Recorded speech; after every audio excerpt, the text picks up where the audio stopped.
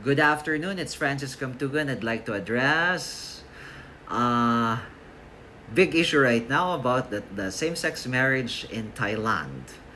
Okay, last year, the God King Rama X of Thailand allowed same-sex marriage. Under Thailand law, there is a time period before the law is activated. So meaning is may 100 days. Sa atin is like 15 days ata, diba? Before ma-activate yung law. So, right, I think it was yesterday or 2 days ago, nag-start na kasal-kasal yung mga same-sex couples sa Thailand. Okay, against monogamous same-sex couple, same-sex marriages lang ang inallow ng God King ng Thailand. Okay, so of course, it's quite stressful na nakakabasa yung mga Pinoy na nagbabanat ng the usual banat like Sodom and Gomorrah, Thailand will burn. Thailand is not burning. Thailand is very much okay. In fact, in 1998, almost same level, second year high school ata ako noon, same yung equivalent ng baht at saka Philippine peso against the American dollar, okay? Right now, we know for a fact na mas mabuti yung kanilang economy than ours, okay? Okay, gets ko naman kung saan hinuhugot ng mga anti-same-sex marriage na kababayan natin yung kanilang pag-disapprove sa same-sex marriage, okay? Specifically, Leviticus 8 and 12, kung saan nakalagay, and other provisions na kung saan nakalagay, do not have sexual relations with a man as does with a woman, that is detestable, okay? Pero, you know what? Marami ring bad provisions ang Bible, you know that, okay? So, marami siyang nega na provisions. Kung i-interpret mo literally yung Bible, magkakaproblema lahat tayo. The Bible allows misogyny or subjugation of women. Okay? The Bible allows slavery. In fact, there are rules towards a slave-master relationship in the Bible itself. Yeah. So, my point is that while it is a superior document that we had been using for more than 2,000 years, wag natin siyang interpret literally. There are many good provisions of the Bible na what you call this, in this civilization is, it was able to stand the test of time. Okay, one of them, my favorite, is the right to confront an accuser.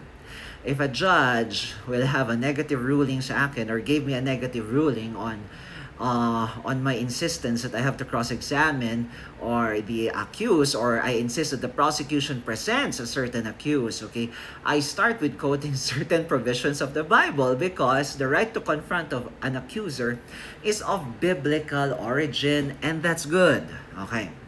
Perjury laws or yung pagsisinungaling under oath has biblical origins, okay? Thou shalt not bear false witness against thy neighbor. It's very it's well established in the Bible, and thus in Western civilization, it's criminalized in many jurisdictions all over the world. Ang crime na perjury or making a false statement, okay? The president of Korea was no, not the president. The opposition leader of Korea was sentenced because he made a erroneous or lie in a campaign speech. O, diba? Ganun yung kanilang level. Kung siguro gawin natin sa Pilipinas, madaming makukulong ata. Diba? Okay. Anyway, if we go over the Bible, there are a lot of things na negative na dapat as a society, we should set it aside. Okay? In dealing with this issue na dalawang neighbors natin is inallow na yung same-sex marriage. Okay? So, for example, one rule goes this way. If a slave refuses yung kalayaan niya, yung alipin, tinanggihan niya yung kalayaan niya, i-pierce mo yung ears niya. Exodus 21:5-6. Okay? So, of course, that is not applicable. Okay, next. Another one is, if for example, yung babae, hindi lalaki, is nasuspetsahan ng pagtataksil, she should drink bad water. Okay? Or dirty water. Okay, depende kung paano nyo interpret yun. That's Numbers 5, chapter 5, verses 11 to 31. Okay, that's a written rule in the Bible. Yeah. Number 4. Next one. Hindi pwedeng mag-mix yung textiles. kung sa damit mo. Okay? So, hindi pwedeng mag-mix ang wool at saka linen. Or let's say cotton. Okay? Leviticus 19:19. Another one is this one. It's Leviticus chapter 15 verses 19 to 21.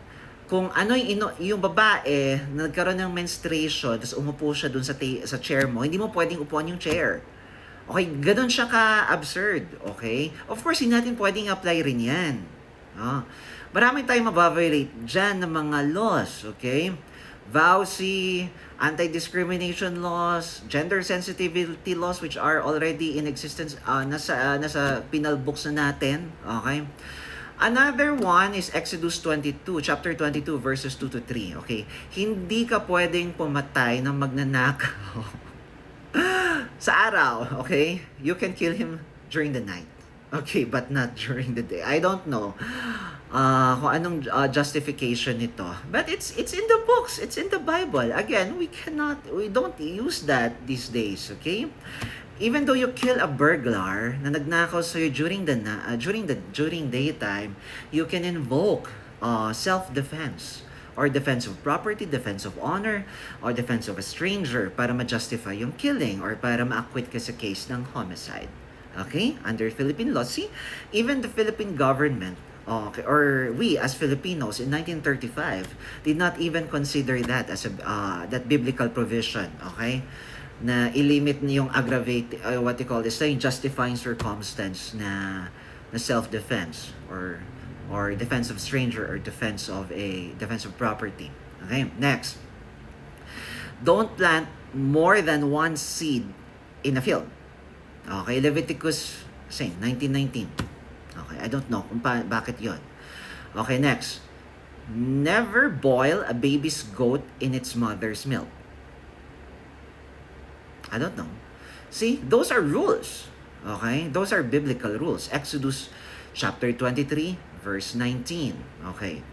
Hindi ka pwedeng pumunit ng damit. Leviticus chapter 10 verse 6. Okay? That's another rule. Okay. Kung yung justification ng yung first 5 books of the Bible is that it's during that time para mag-govern yung pag-alis ng mga Hudyo sa Egypt, okay? At hindi na pwedeng gamitin yung mga provisions na yun. Same also with yung Leviticus chapter 18, verse 22, which prohibits sodomy or homosexual sex or having relationship with another man. Right? Okay, next is don't eat fat. Leviticus 3, chapter 3, verse 17. I'm gonna read it na lang, yeah. It shall be a perpetual statute for your generations throughout all your dwellings, that ye eat neither fat nor blood. Okay. I think that's the justification for some religions, yung hindi nila pagkain ng dinuguan, diba? Same also, hindi rin sila pwedeng kumain ng fat. Sad, right? Hindi pwedeng steak. Okay, maraming mga rules. Okay, another one, Leviticus chapter 11 verses 13 to 19, hindi ka pwedeng kumain ng owls. I don't know whether the time of Moses there was like poisoning due to consumption of owl meat kaya nagkaroon ng ganitong rule, but it's there. It's a rule, yeah. It's a rule. Next one. You have to leave fallen grapes on the ground for the poor to eat. That's a rule. Leviticus chapter 19, verse 10. And thou shalt not glean thy vineyard, neither shalt thou gather every grape of thy vineyard. Thou shalt leave them for the poor and stranger. I am the Lord your God. See? That's a rule. That's a law. Are we going to discriminate on people just because they do not give their fallen grapes to the poor? No.